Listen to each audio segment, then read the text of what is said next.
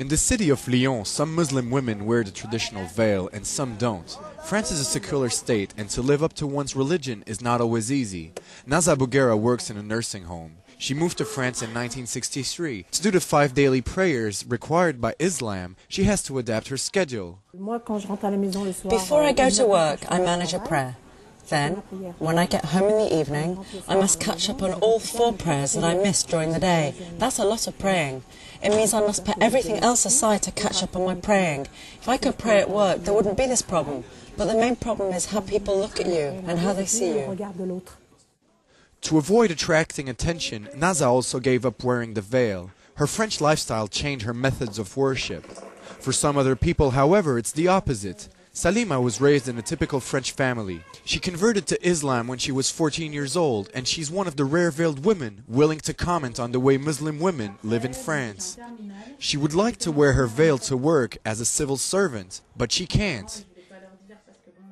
I think the law is quite restrictive, considering the fact that we live in a country that allows freedom of religion and all types of freedom.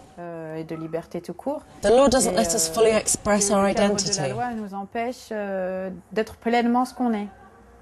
Her new identity that was chosen and not inherited bothered some of her family members. Her father saw Muslim women as entirely submissive. Salima only halfway agrees. We are only ever submissive to God.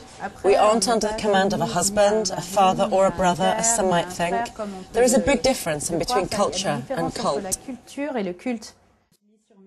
Salima says she's free, but some men use religion to dominate their wives and women in general.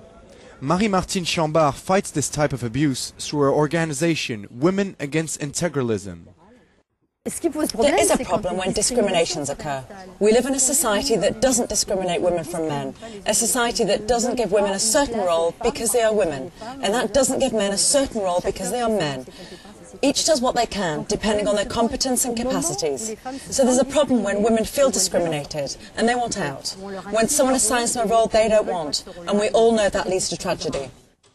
In a never-ending compromise, Muslim women in France must find their way somewhere between French laws and their personal faith.